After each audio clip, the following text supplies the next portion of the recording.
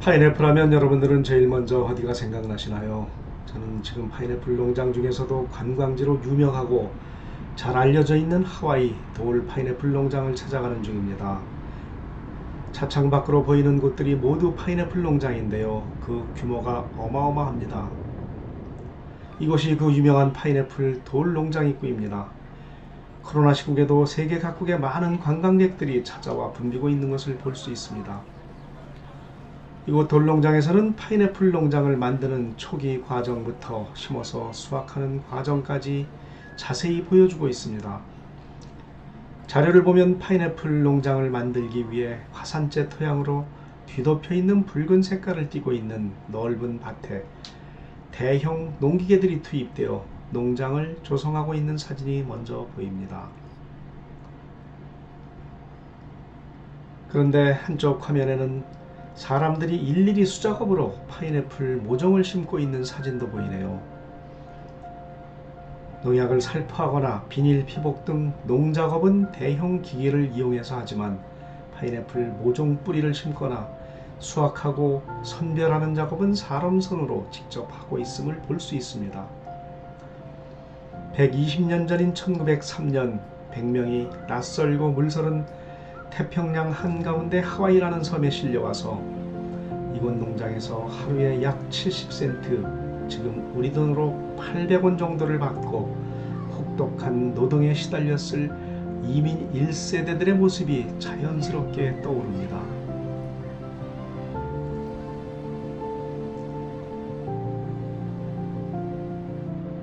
그리고 이 장면은 파인애플의 생육 과정을 단계별로 설명해 놓은 자료들입니다. 방문객들이 파인애플에 대해 쉽게 이해하도록 도와주고 있어서 저도 유심히 보는 중입니다. 전시된 자료를 보면 파인애플은 뿌리를 잘라 꺾꽂이 방식으로 땅에 심어놓고 촉성 재배를 하면 새싹이 거기에서 나오는데, 새싹이 자라 개화를 한 여러 꽃덩어리가 점점 커지면서 하나의 모양으로 합쳐지고 18개월이 되면 우리가 지금 볼 수 있는 파인애플 모양이 완성된다고 하네요. 그것을 수확한 것이 파인애플이라고 부르며 이것을 영어로 First Raccoon이라고 하고 있습니다. 잘라낸 그루터기에서는 다시 싹이 나와 이것이 성장하면 약 14개월 후에 두 번째 파인애플 수확이 가능하다고 하며, 그 뒤 약 13개월 후에는 세 번째 파인애플이 생기는데 이것을 세컨드 레툰이라고 부릅니다. 저는 파인애플 나무가 있고 나무에 달려있는 것을 따는 줄 알았는데 땅에 심어서 키우는 것인 줄 이곳에 와서 처음 알았습니다. 일본식 한자 표기를 보니 이러한 재배 방식을 흡지 번식이라고 써있네요. 우리식으로 보면 꺾꽂이 개념으로 이해하시면 될 것 같습니다. 잠시 후 보여드리는 영상은 파인애플에 대한 궁금증을 몇 가지로 요약해서 질문과 답변 형식으로 적어놓은 안내판인데요. 첫 번째 질문을 보니 하나의 파인애플 생산에는 시간이 얼마나 걸리나요? 이렇게 적혀 있습니다. 그 답은 첫 수확은 20개월이 걸리고 두 번째 수확은 14에서 15개월이라고 하네요. 두 번째는 한 사이클당 몇 개를 수확하나요? 정답은 3개를 수확한다고 합니다. 왜 땅이 빨간색인가요? 화산재 토양이어서 빨간색이고 이 땅이 최적의 파인애플 생육 주권이라고 합니다. 생산량은 1에이커당 28,000개 이상 수확할 수 있다고 하며 우리식 개념으로 보면 1200평 정도에서 그 정도 양을 수확한다고 합니다. 마지막으로 심고 수확하는 것은 반드시 사람 손으로 해야 한다고 합니다. 하와이는 주지사도 일본인 이민자 2세이고 하와이 시내에 널려있는 슈퍼마켓인 ABC 스토어도 일본인이 가지고 있어서 진주만을 떠올리지 않더라도 하와이는 제2의 일본이라고 해도 될 만큼 거의 일본 자본이 지배하고 있다고 볼 수 있습니다. 그리고 하와이 공항에 비행기 타는 게이트도 일본 국적 비행기들은 제일 가까운 곳에 배정을 해서 걷지 않아도 될 만큼 모든 게 일본인 위주로 운영되어서 공항에 도착해서부터 출국 때까지 기분이 영 안 좋습니다. 이곳 돌농장에도 모든 설명이 영어와 일어로 되어 있어서 어쩔 수 없이 영어와 일어를 읽을 수밖에 없네요. 파인애플 가든을 지나다가 와이알로아 에스테이트 커피나무가 있는 것을 보고 영상을 보여드리고 있습니다. 대개 커피콩이라 하여 저는 우리나라에서 재배되는 콩처럼 1년생 작물로 커피가 생산되는 줄 알았는데 오히려 단연생 나무에서 열매를 수확하는 방식이네요. 여기에 달려있는 커피콩 색깔이 빨간 것이 참으로 예쁩니다.